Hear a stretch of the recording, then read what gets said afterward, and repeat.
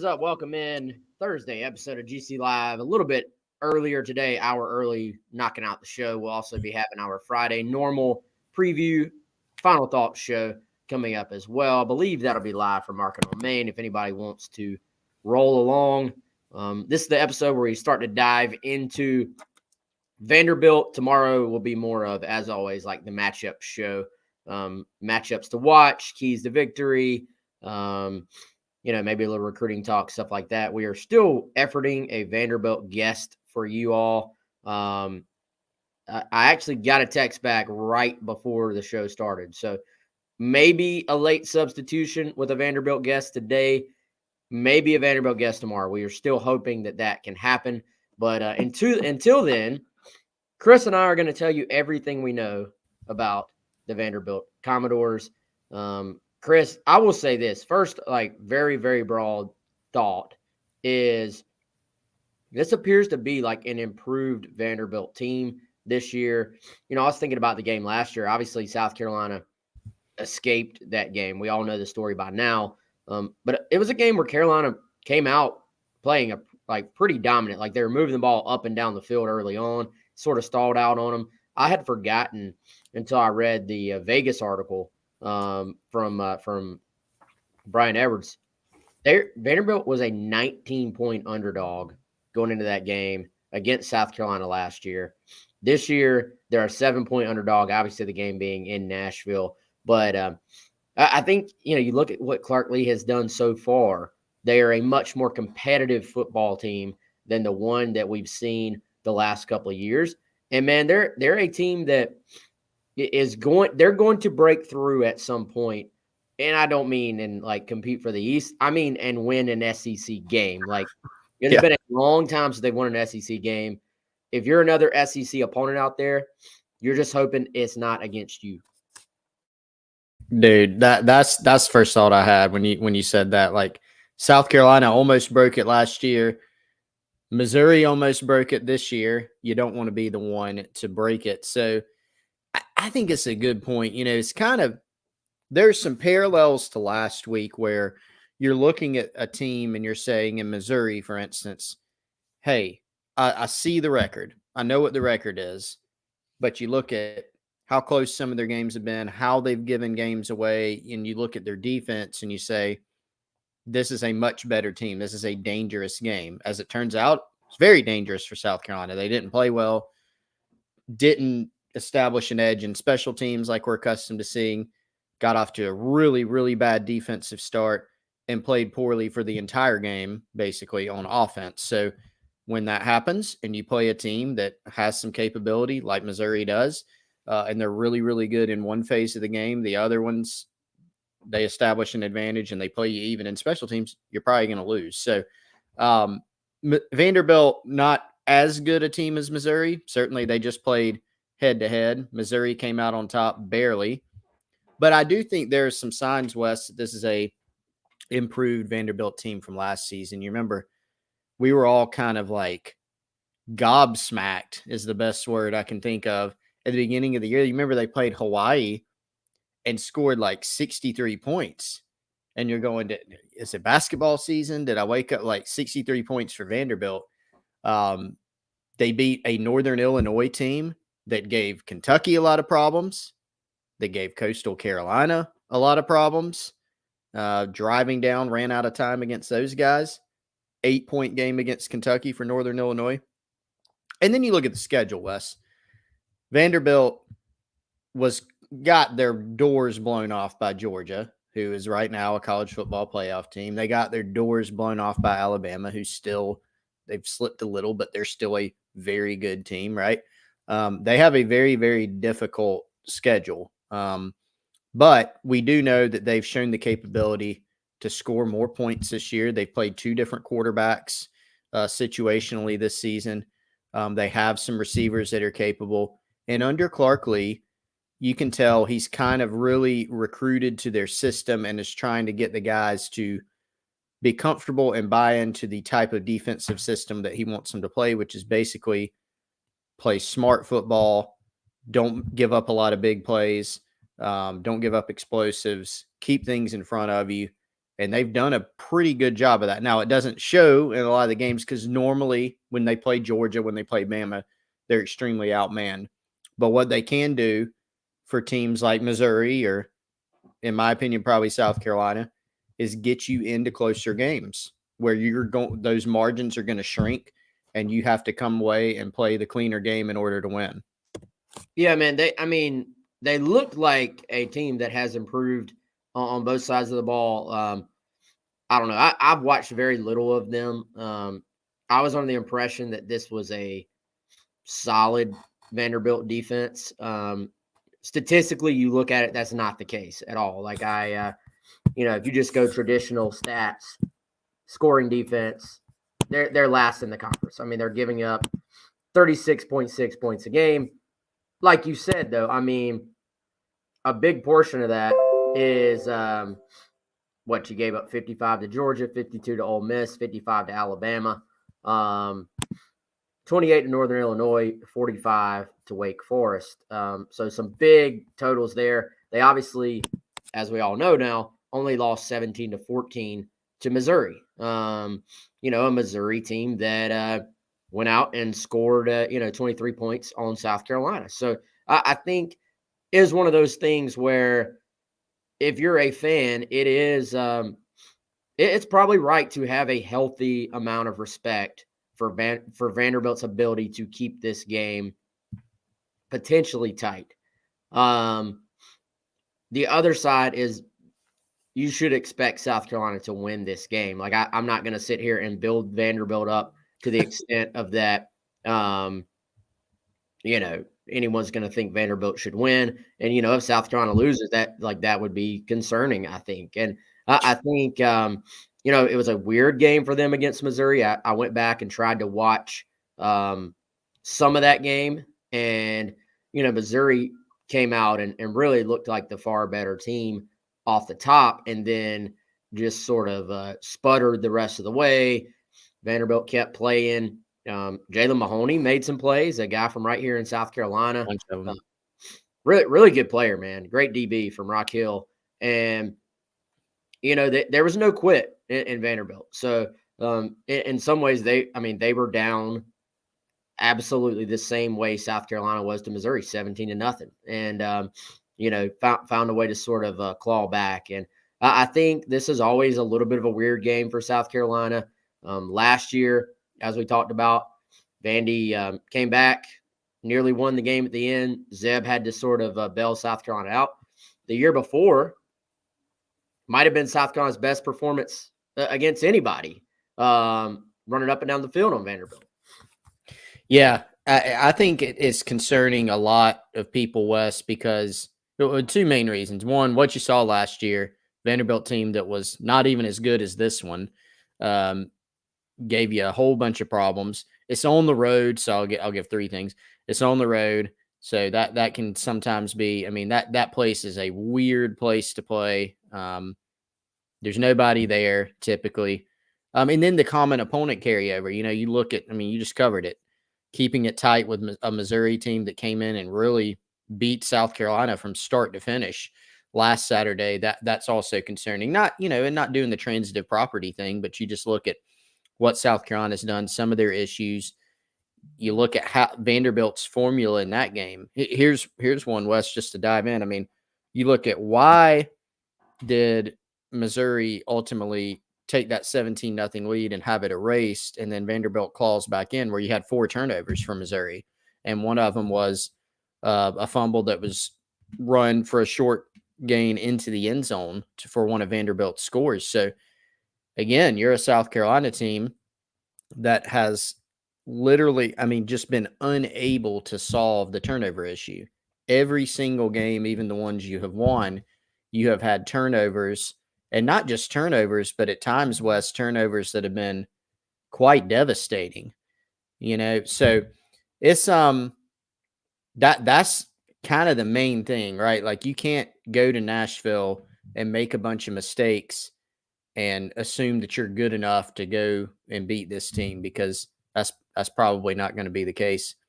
One thing that's interesting, Wes, to dive into with Vanderbilt, you mentioned Jalen Mahoney. they've got a couple other guys that South Carolina fans may remember. Remember Jaden McGowan from Lawrence, one of the faster receiver prospects coming out of the country, smaller guy, but I think it's their second leading receiver this year, 34 catches this season, also carries the ball a little bit for them. And then Dericky Wright is one of their really good defensive players who's kind of a secondary or linebacker kind of guy, has 3 interceptions this year. He was someone that South Carolina was looking at one point in the recruiting process. So a little bit of roster carryover there, or recruiting carryover rather, between these teams. Yeah, and I think, man, speaking of like carryover, how much carryover is there from last week? Like, how much is, if at all, is this team sort of feeling the effects of last week? You know, the whole cliche, like, don't let a team beat you twice. Don't buy into some of the things that are being said about you outside of the building. For the most part, man, I mean, this team went through we talked about it, this team's been through a lot over the last few years. And they did a good job, I think, last year of kind of just keeping the outside noise.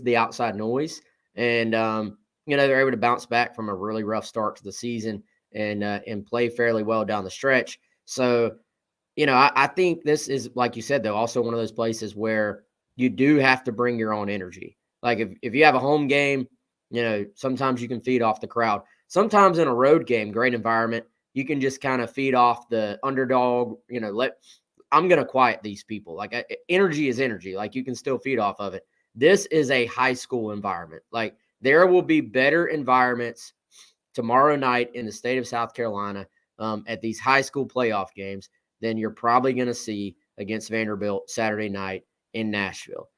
So you have to bring your own energy, bring your own edge if you're South Carolina. So I think that's going to be something to pay attention to early on.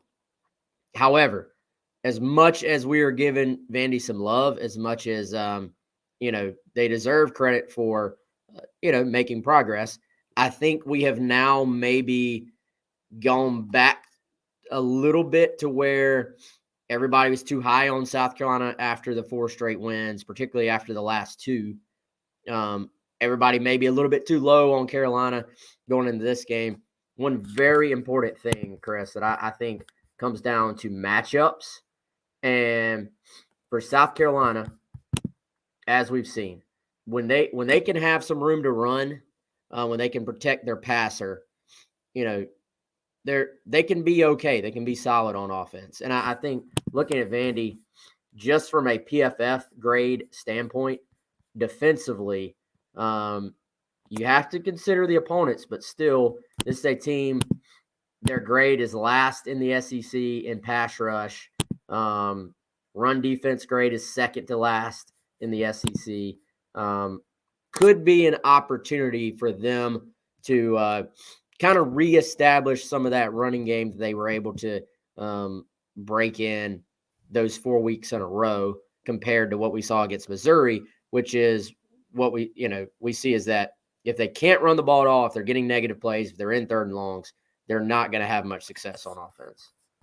Yeah, for sure. And I do think this is a better matchup than Missouri. I mean, Missouri in some ways was kind of a nightmare for South Carolina defensively with what they can do. We've seen South Carolina have issues with getting in too many 3rd and longs. And when you play teams that are really good at getting after the passer in those situations, South Carolina has actually been pretty good on the 2nd and 3rd and long plays, except for when they take a lot of pressure. You think back to the Arkansas game. That was certainly one where, gave up some sacks and had too many pressures in that game.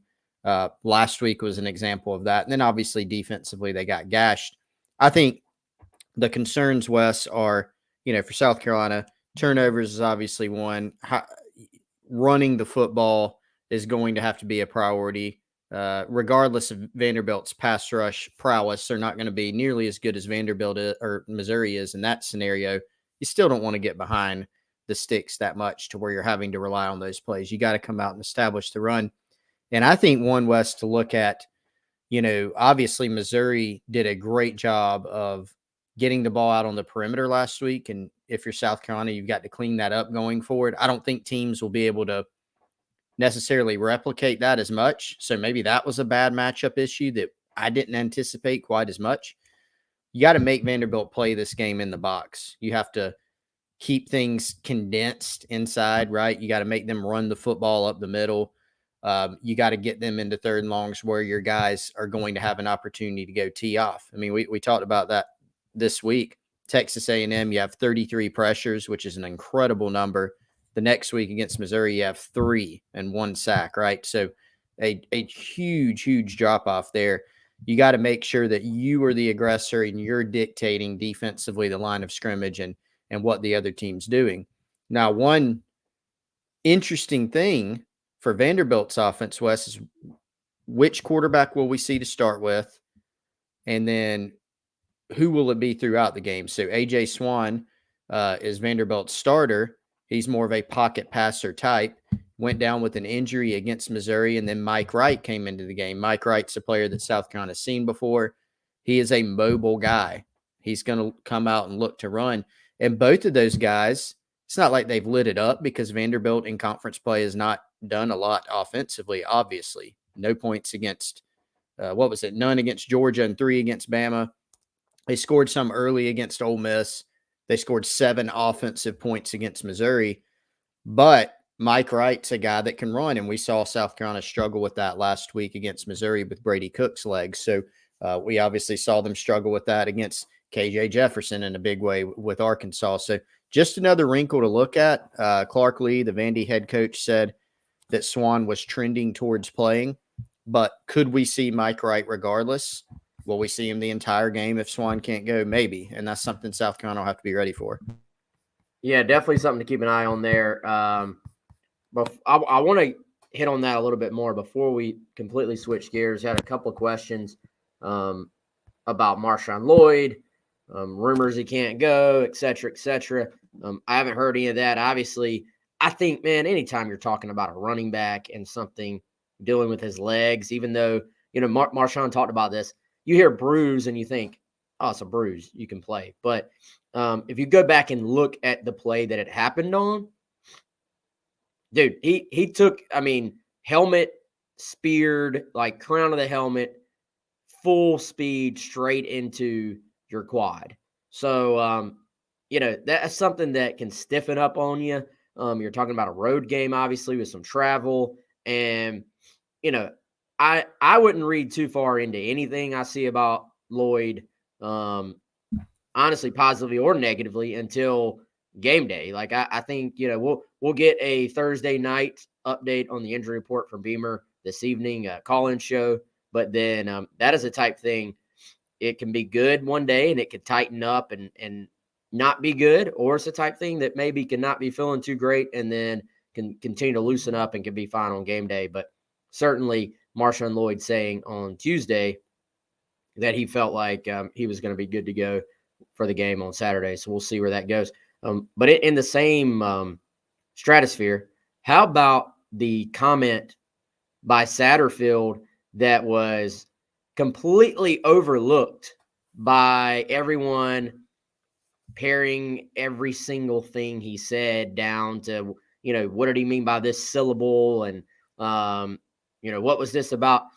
Did you catch the comment about, it's all hands on deck for a running back, whether that's, he mentioned we got a kickoff returner that's outstanding, a backup quarterback that can run. Was that just putting it out there so the opponent prepares for DeCarrion Joyner or Luke Doty potentially in the Wildcat? Or what did you make of that comment? That was weird. Xavier Legette, Wildcat snaps. I mean, I don't know.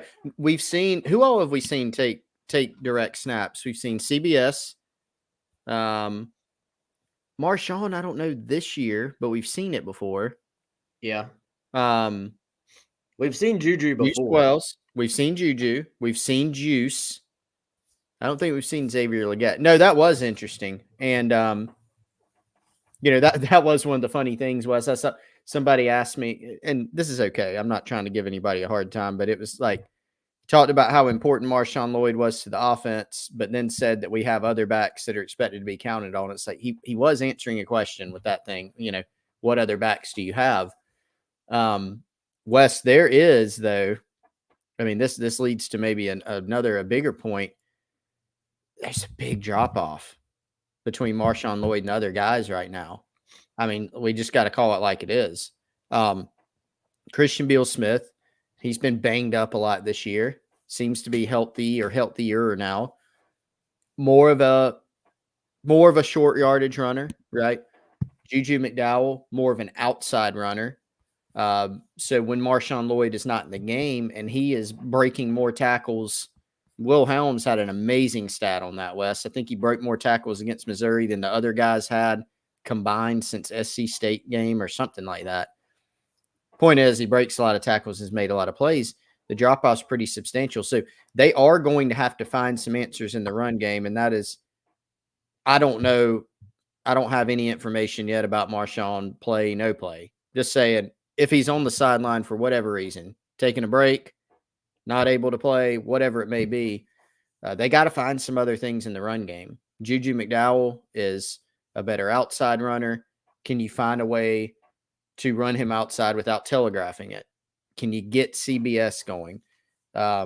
These are things that they are going to have to figure out. And so I did catch that. I'm not really sure what to make of it, though. Do you have any theories? No, I don't know. I mean, it means either we're going to see 8 backs play on Saturday, or he was just throwing it out there to make the other team say, "What's this about? Like, what are you talking about?" I don't know. I don't know how much, dude. I don't know how much other teams look at press conferences and use that as their game planning information. Probably should if they don't. I don't know, but it was different. It made me think, and it got completely glossed over because of the Jaheim Bell talk and just all the other talk about the offense. You and I talked earlier today, man, on 107.5. There's nothing Satterfield can say right now that's going to make everybody happy. There's nothing. The only thing that's going to happen is that can fix things is on the field progress, and it's so late in the year now. I don't even know if that fixes things in a lot of people's eyes. But yeah, interesting comment. I'm sitting there. Here's the thing: Marshawn can do it all, and he can create missed tackles for you. He can get hit in the backfield and still get positive yardage. I think the problem is, like what you just said, is that you have to be more deliberate about what you ask the other guys to do. Whereas Marshawn, you can just say, "Hey, go do this." And there was a moment in that A&M game where CBS sort of hobbled off of that game, and we've seen him missing time at the beginning of the year. We saw him miss Kentucky game. I'm sort of the mindset of we maybe just have not seen him at his full strength. At the very least, I think, Chris, the lack of playing time because of the injuries has kept him from being able to find a rhythm. I mean, even early on, Marshawn, it felt like he was sort of a split second or one little move away from breaking off some of these chunk plays or from breaking a tackle. As the year progressed, his confidence goes up.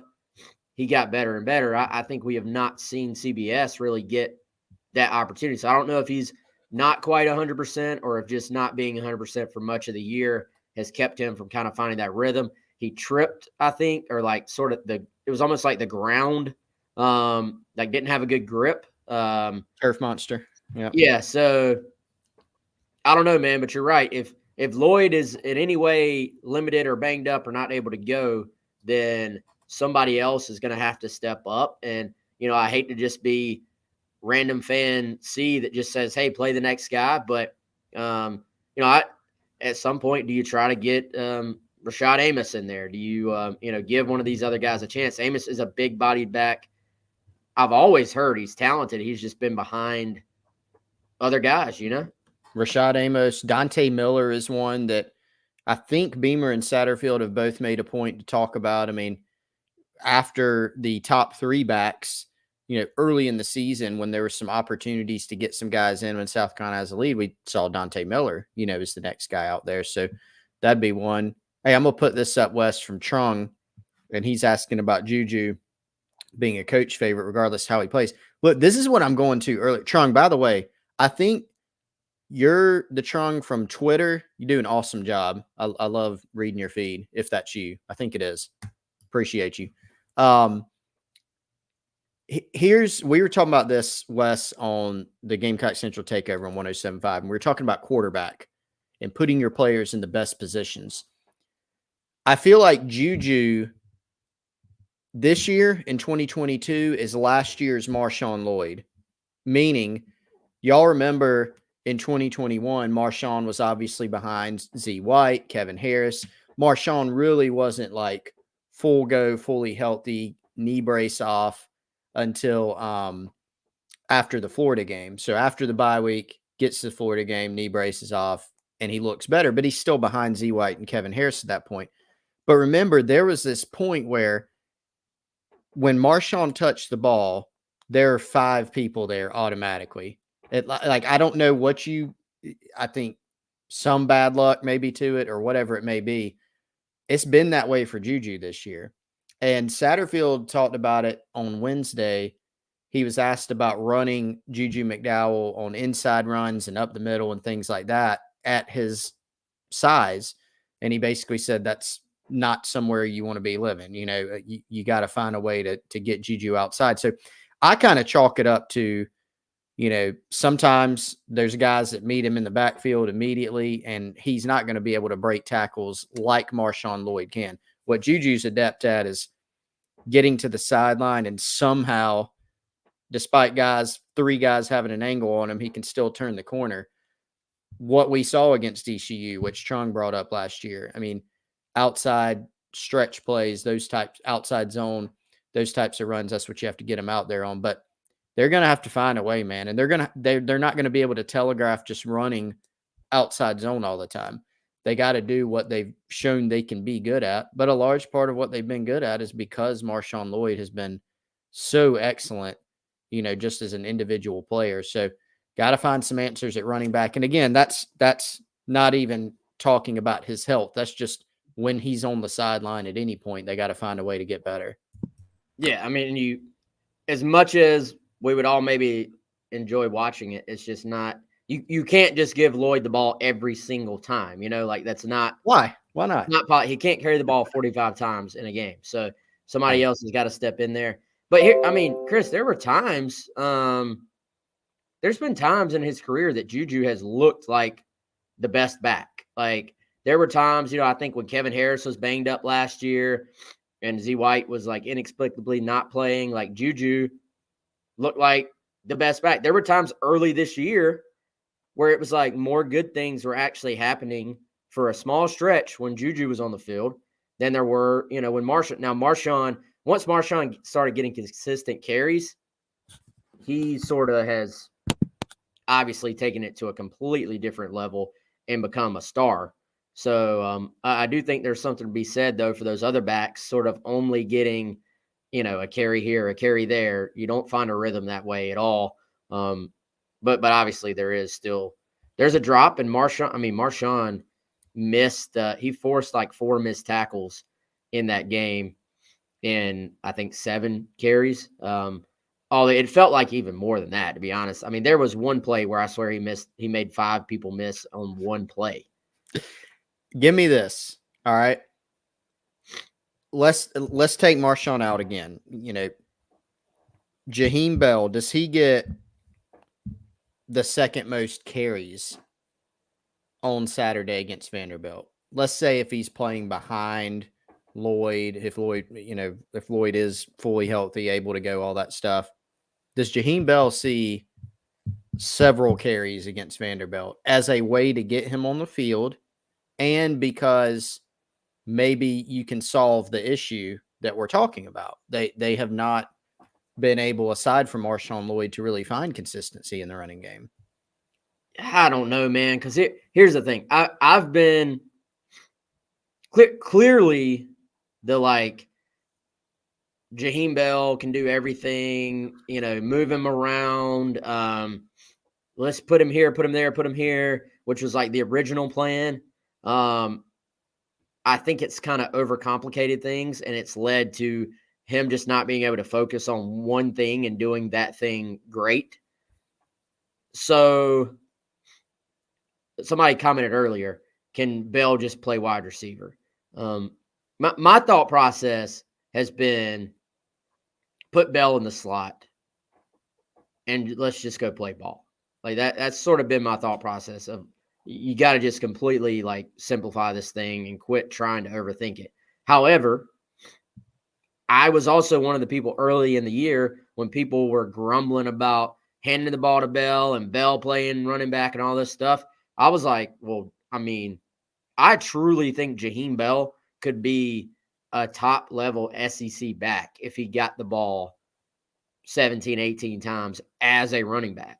You know, like I just think when you ask him to focus on too many different things, that's when things get a little bit difficult.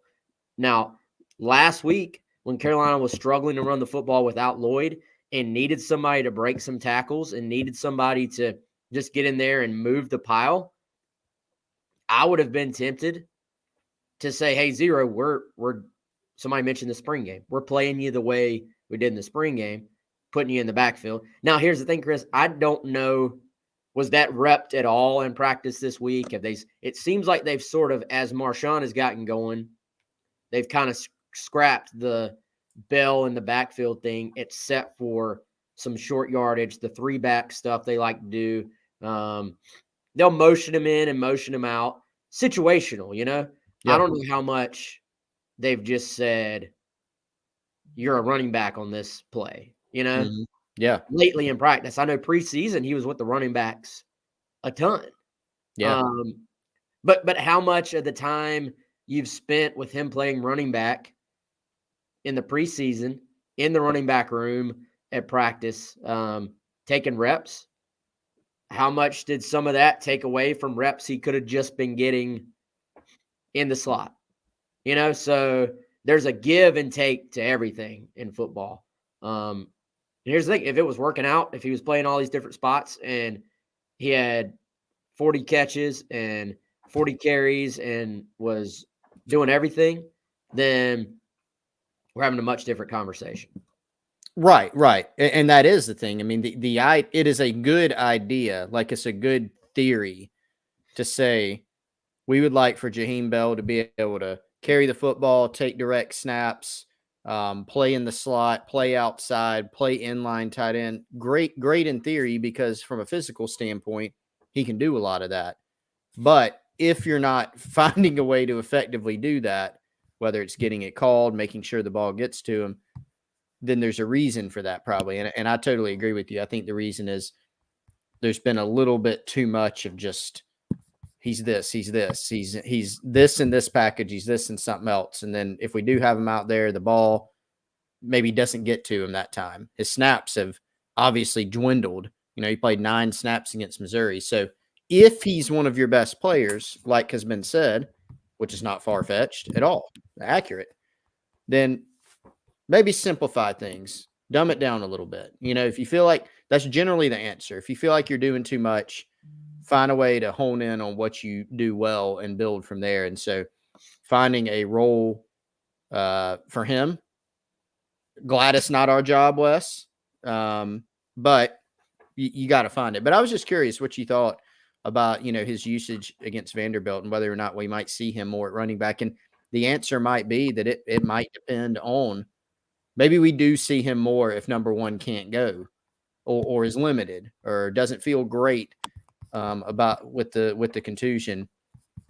Maybe that's the answer, but we'll see how it plays out on Saturday. Yeah, Stacy says Bell doesn't have the vision to be a full-time running back. I don't think I agree with that thought. I mean, I don't know if we've seen evidence of Jaheim like missing a bunch of holes when we've seen him out there. I mean, for one, it's still a pretty relatively small sample size that we've seen him at running back.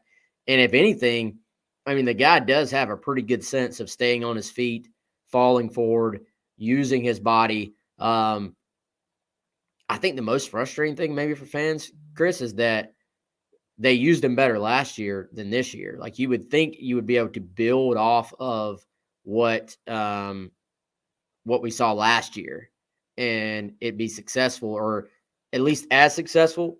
You would hope and think more successful, but that just has not happened, which obviously leads to frustration. And a really good Missouri defense that played even better than they have as of late when paired up with South Carolina's offense. You're talking quarterbacks for Vandy.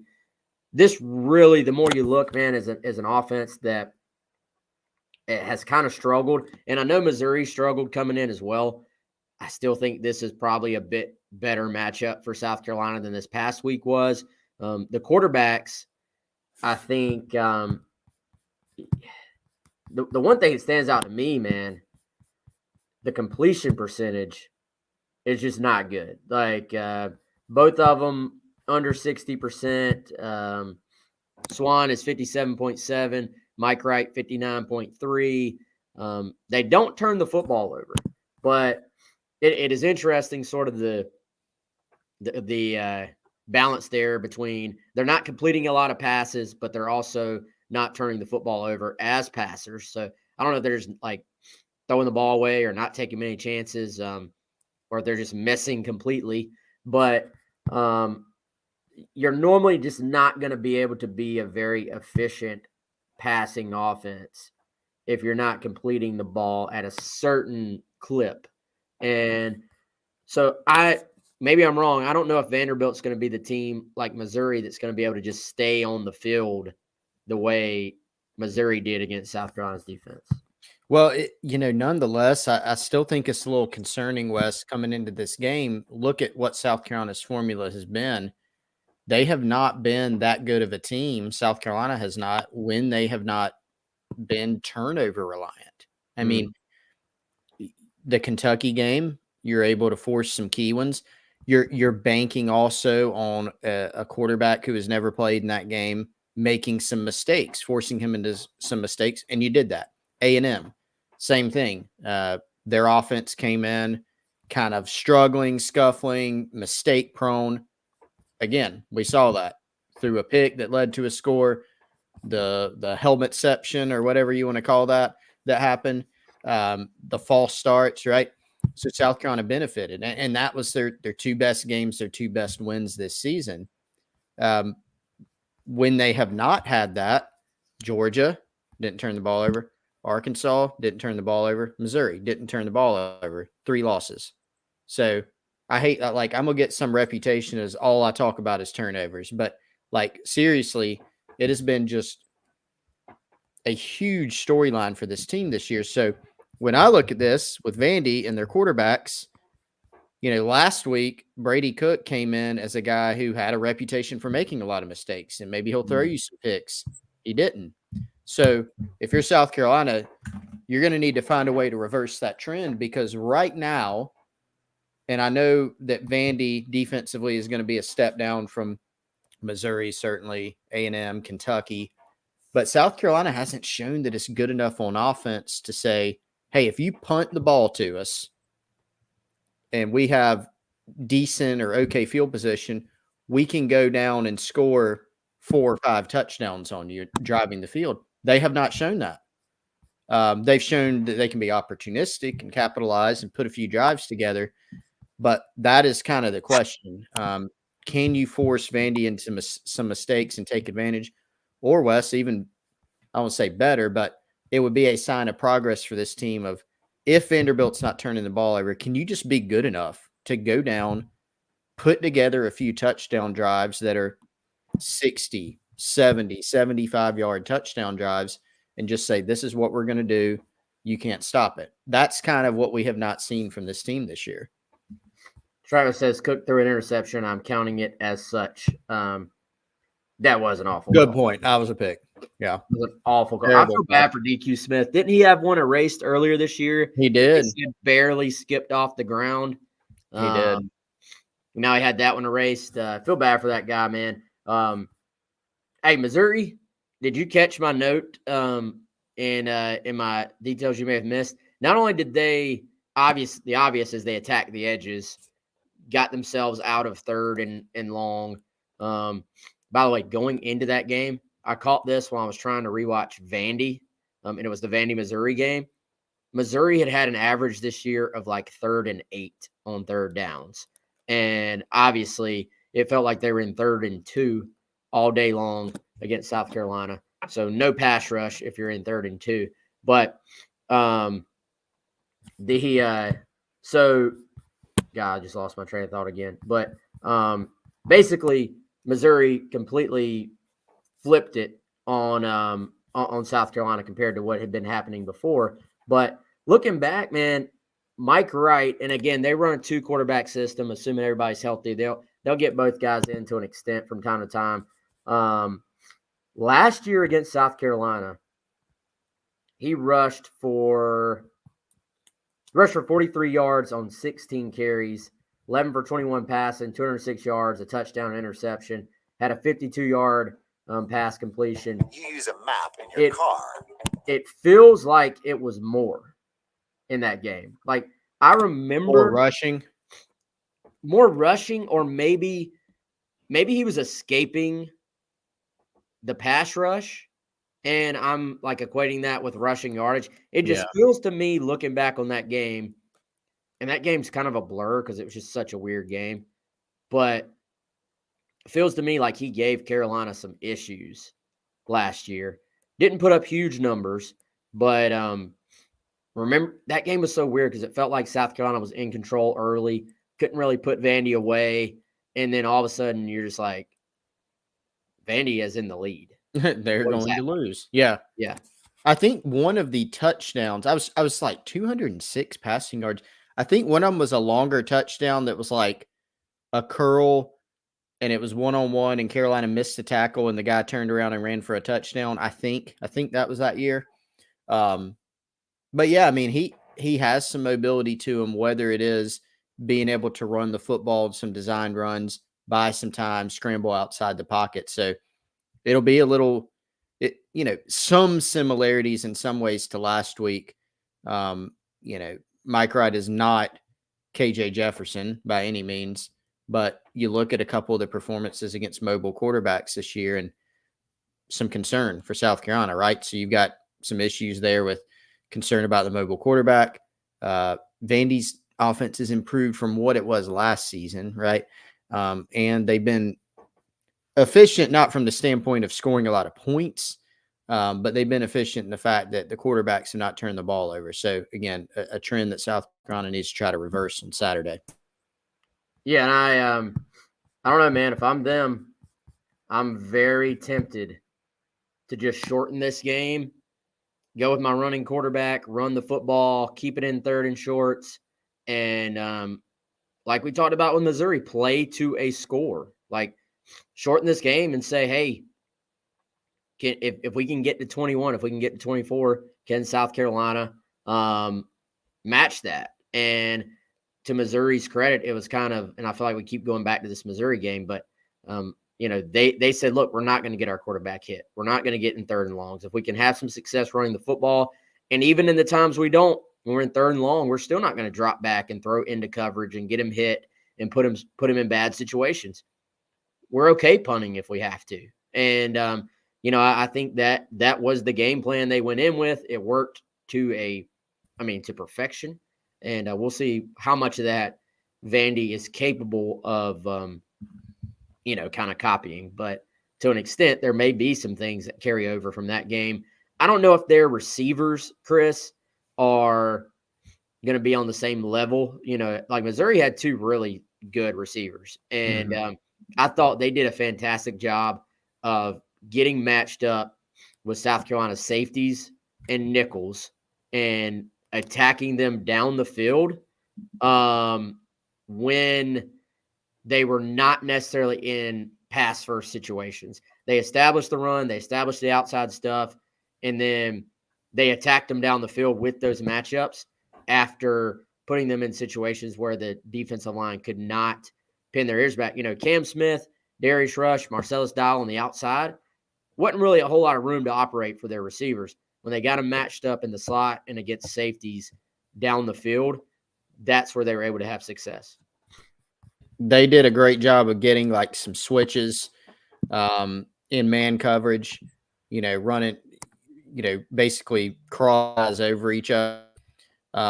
Did a fantastic job with that and hit some. I mean, Brady Cook, to his credit, played his best game of the year by far, dropping some balls in some tighter windows. And Dante Lovett, I think at one point in that game, Wes, he had 10 targets and 10 catches. So, I mean, very efficient getting the ball to him and Bannister, Barrett Bannister. They did a really good job with him as well. So for South Carolina, kind of going off what you said, the key is for people to not be able to copy what Missouri did.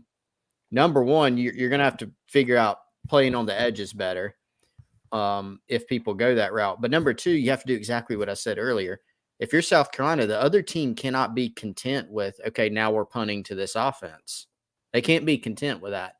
Missouri felt content with it because they probably went back and said, when has this team had the most success? It's normally been on short fields. They haven't driven the field a bunch. We feel good about our defense. We're going to punt it to them and make them drive. And as it turned out, they couldn't. So if you're South Carolina, you have to flip the script on that and be able to start moving the ball more consistently. Yeah, shout out to Trung again, by the way, throwing us a tip there. Appreciate you, man. Appreciate the kind words Thank you, man. well. We're trying to give y'all what we know on Vandy. I'm still hoping that we can get this Vandy expert in for tomorrow to give some actual, true, on-the-ground insight on what to expect from this team. Do you don't give it all away, Chris? We got to save a little bit for tomorrow. Do you have in your mind how this game could, should, will play out, or are you a little more uncertain? Let me not lie. Really, no, not at this point. Like, I'm trying to think about it. Predictions for Colin Taylor for our staff on GamecockCentral.com are due. They are due tomorrow by 10, right? Mm-hmm. So we will have to figure out our Nostradamus predictions for this game. I don't have it yet, though. Where I am leaning, Wes, is that it's going to be ugly. That's kind of where I'm leaning. Oh, there you go, Brandon. Brandon's on it today. You're on one. I don't know. I mean, South Carolina hasn't been good enough to go just thoroughly beat somebody in the SEC. You could say Kentucky. That'd be fair, right? They won that game 24-14. They were up 24-7. The last touchdown fairly inconsequential for Kentucky. That's the best example.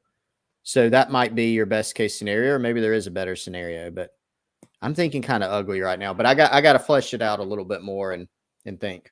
Have you decided what your prediction is? Not for the score, but for those who really pay attention on Gamecock Central, we have our score prediction article that Colin does, and our random could be anything on the planet prediction, which you would think is easy, but really is not. Have you come up with that yet? I haven't, but I think I have one that might actually be easy, almost a cheat. Okay. Dig it. All right. Real quick, before we get out of here, y'all, here's what I want to know. Brandon says 17-14 good guys. True. I'm going to tell y'all about one of our sponsors, but while I do that, I want y'all to comment. Are you happy with 17-14 good guys? Are you I kind of feel like if this is an ugly, even if it's expected, this is an ugly, grinded out, blah win. There's still going to be a lot of people unhappy, is the way I feel. I think there's going to be a lot of people unhappy until there's a change on offense. It's where this thing has landed. But yeah, let me know. Are y'all happy? Is this a win season, or do you want to see a little bit more pretty ball, basically, a little bit better execution than that? All right, y'all hang tight. Got to tell you about our friends at Liberty Tax. Tax season is actually, believe it or not, right around the corner. 803-462-5576. Our friends at Liberty Tax can help you through that process. They have convenient locations here all around the Midlands. There's one in Irmo, one in Lexington, and one in Columbia. If you own a business and need help with your payroll services or your bookkeeping services, they actually have a QuickBooks Pro professional, expert, whatever you want to call them, on staff here at Liberty Tax here locally. They can help you focus on your actual business, and they'll handle all the payroll stuff. So again, 803-462-5576. Appreciate Liberty Tax and those guys for being a supporting sponsor of GC Live. The comments are in. Nobody's really answering my question. Let's see. Travis says, you know what? No. Dustin says no, but I'd still rather win. Brandon says, will there be more Gamecocks than Vandy fans in the stadium? I don't know, but usually yes. Probably. Trey says, with a healthy Lloyd, 31-10, Carolina. Mark said, Mark is over it. Mark's out. Mark says 14-10 Vandy. Ryan, one of the most positive people on here, still says not at all. Got to get points on the board. Trunk says sad to feel scared about Vandy, but hopefully we win ugly 24-10 with a pick six. Jamie won't be ecstatic, but getting out of there with a win is good with me. So yeah, I think we're at that point though. You got to take the win how you can get it, but I think the fans will just feel a lot better, a lot happier if it's not this ugly type win. It seems to be, Chris, probably at this point the most likely scenario. Like, I think most people say, yeah, South Carolina will win the game more than likely. But are they probably going to score a bunch of points? Probably not. Yeah, probably not. There's not really a reason to, believe that. Now, certainly if you go down there and get a bunch of turnovers, get a bunch of short fields, that it could happen. But if I'm betting, I'm betting against, an offensive explosion by South Carolina in this game right now. Yeah. All right. That's all we got for today, y'all. Again, we'll work on a Vandy expert for tomorrow. Either way, we'll have our final preview, final thoughts on the matchups that matter, maybe a little recruiting talk, and we'll get you squared away for South Carolina versus Vanderbilt, which is set for 7:30 p.m. Eastern time in Nashville, SEC Network. He's Chris. I'm Wes. Appreciate y'all joining us. As always, y'all have